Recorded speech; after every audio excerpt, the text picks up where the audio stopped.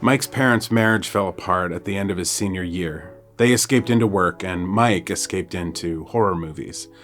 Armed with graduation cash, he paid nightly visits to Movie Choice, the only video store in his little Pennsylvania town, renting tapes to fuel all-night movie marathons. And that's how he discovered Cameraman. The video cassette called to him from across a sea of Halloweens, Friday the 13ths, and Maniac Cops. It was the only one in the store without box art, housed in a generic cardboard sleeve. The title in block letters across the top in black marker. "Congratulations," said Courtney, the owner's daughter, a year ahead of Mike in school. She had dyed green hair and made him nervous in the best way possible. "Congratulations? You have the honor of being the first person to rent this masterpiece. Oh, you've seen it." The beginning of a smile appeared. "I was just being... No, Mike, I haven't seen it. It could be Citizen Kane for all I know." "Yeah, I've never seen Citizen Kane." "Wow, Mr. Movie hasn't seen the greatest movie of all time?" She let him hem and haw for what felt like 20 minutes. "I'm kidding. I haven't seen either of them.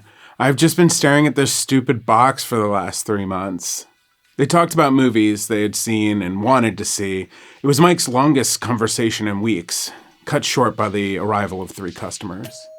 Mike paid for his rental, putting his change in the collection jar for 3 children whose parents had died in a January house fire.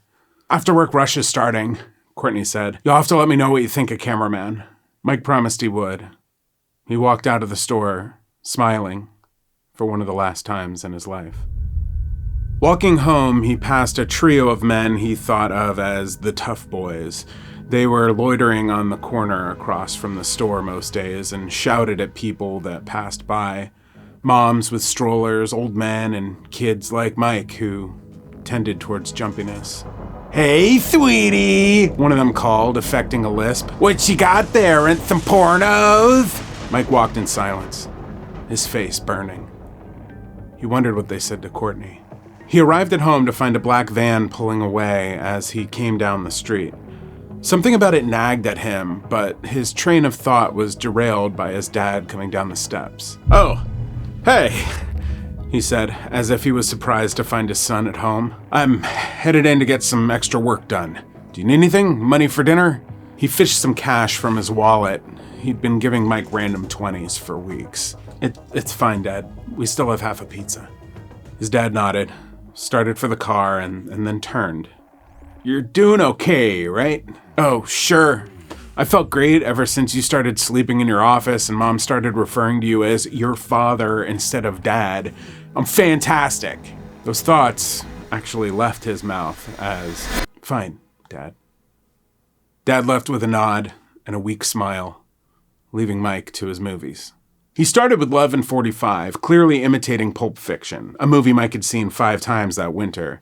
He had better luck with The Fly, which was gross, but also sad, seeing the scientist lose himself that way.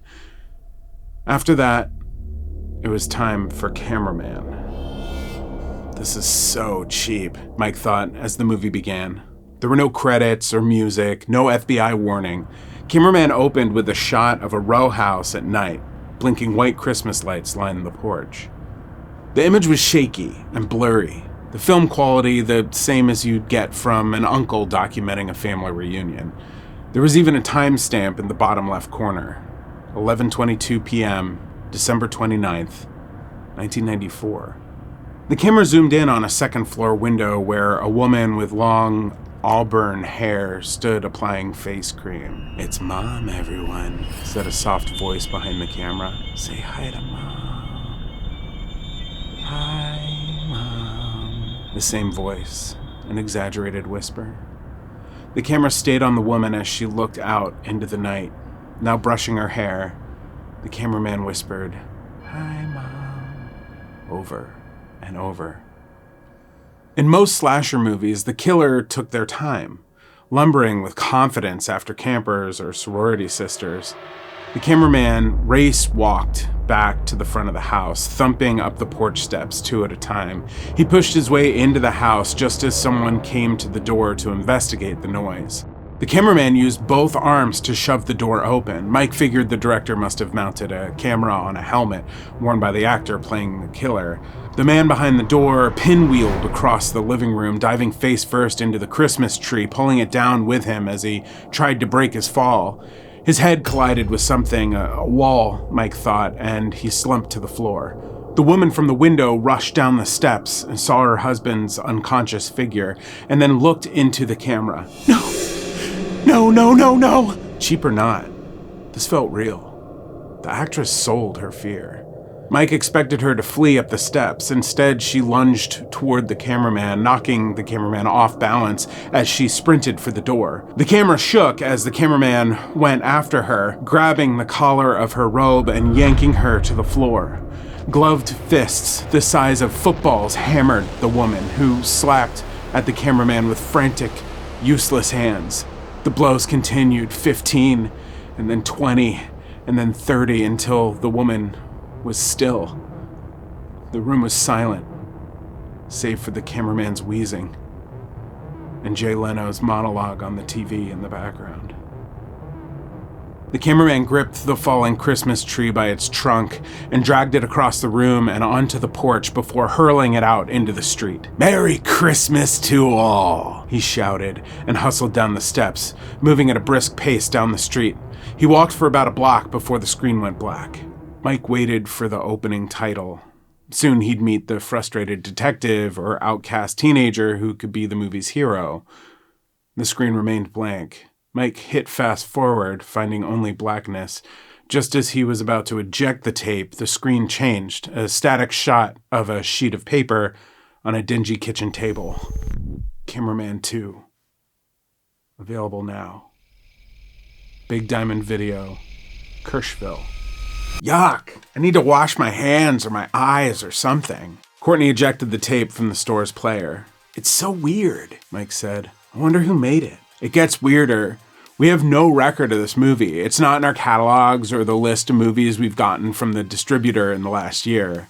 So where did it come from?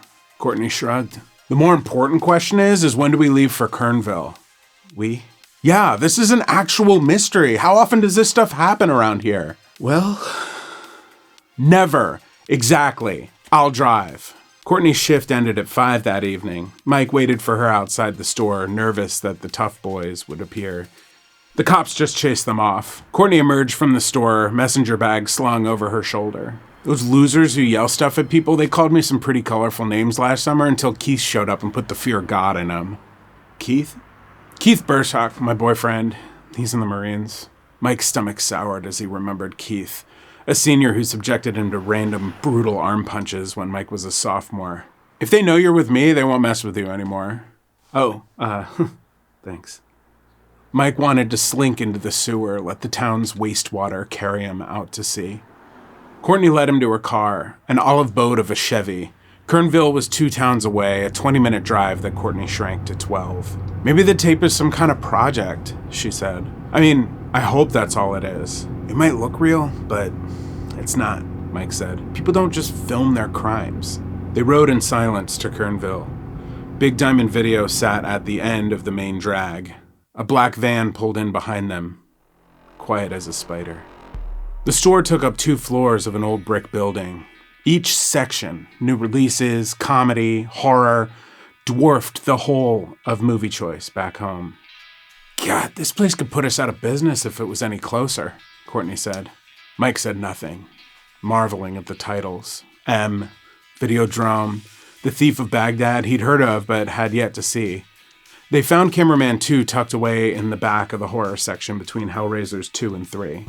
If that clerk comes back here, you're gonna have to knock her out, Courtney said.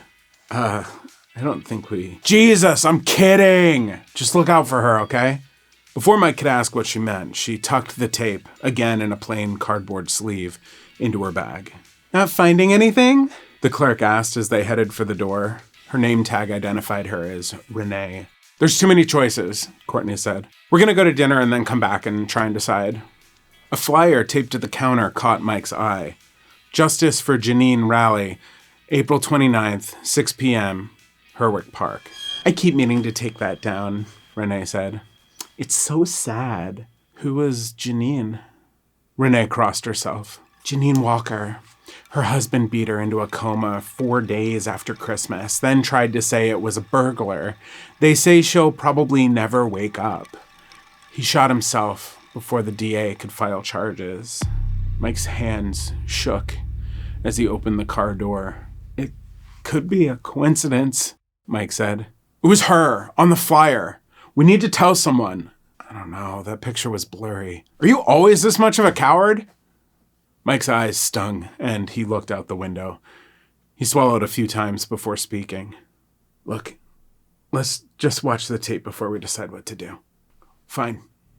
Cameraman 2 opened like its predecessor, a shot of a house at night. 3 children exited the front door wearing backpacks headed for a waiting car. It was January 12th, 1995, 5:49 p.m. Have fun at Nana's, a voice called from the house. The camera stayed on the house as the car drove away. The screen went black. I know this house, Courtney said. Oh, Jesus. The next shot showed the house a few hours later, all the lights extinguished. The cameraman crossed the street and climbed the front porch, fishing a key from inside the mailbox. The shot turned green. The camera switched to night vision as he let himself into the sleeping house. He crept through the living room and back to the kitchen, unscrewing the top of the smoke detector and unhooking its battery. Oh God, no, Courtney said. Mike's mind flashed the donation jar on the video store counter. The cameraman crept back into the living room, where he found an electric heater resting near the couch. He moved it across the room, setting it near the front window curtains, and switched it on. He returned to his vehicle, a black van, calm as a surgeon, and hit the ignition. Mike and Courtney heard the familiar jingle for the local top 40 station. 3 minutes passed. The curtains began to smoke. 2 minutes later, flames had swallowed the fabric and started up the walls. A car door slammed. Not on the video. Outside. The movie cut to black. Then the same pockmarked table from the first film. The cameraman is here.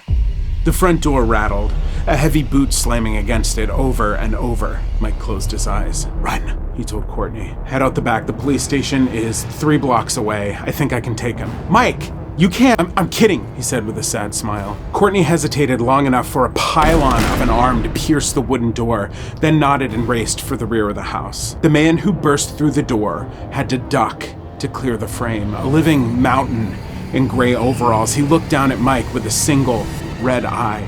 He's a camera, Mike's mind shrieked. The top of his head was a perfect square of black plastic and metal, a lens jutting out of a space where his eye would be. A mess of wires and buttons covered half his face, but not his awful mouth, filled with babyish, grinning gray teeth. His hand sprang forward and clamped onto Mike's neck. Mike's vision went smoky. He heard a clink as Courtney cleared the fence and sprinted down the street, and the last thing he saw before he passed out was a red light blinking from a hole in the living room wall. A tiny camera installed, who knows when, watching him as he watched the tapes. What the hell is this tape? Wayne Bell looked up from the counter at Twin Cities Video to Jerry, the owner, holding up an unmarked video cassette. We're in trouble, Wayne. Did you see the news today? These DVD things are gonna kill us if we don't get smart. We can't afford to have these blank tapes out on display. No idea where that came from, boss, Wayne said, but I'll take care of it. It almost ended there, with Wayne tossing the tape into the recycling bin. But just before closing, his curiosity took over, and he popped the tape into the store's player.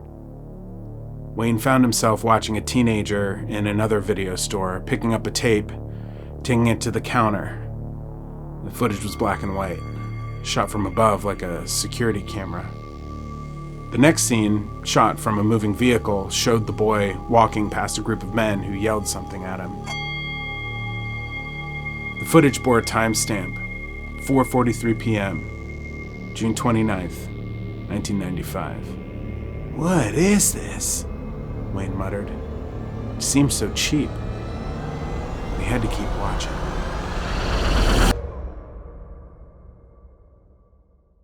Haunting Season is written and created by Joshua Sterling Bragg and is a joint production of Mac Yellen and Believe Limited. Today's story was written by Tom Coombe, and you can find his work in the links below or by going to tomcoombe.com or finding Calm Tomb on Twitter. That's pretty clever. This episode was executive produced by Mac Gillen, Ryan Gillen, and Patrick James Lynch, with creative support from Cody Dugan, Jessica Richmond, Mel Forrest, and my wife, Courtney Barber. Haunting Season's editor is Colby Crow, and she uses music made for the show by North Innsbruck. Thanks for listening, friends, and remember, we're more likely to survive if we stick together. I'll see you next time.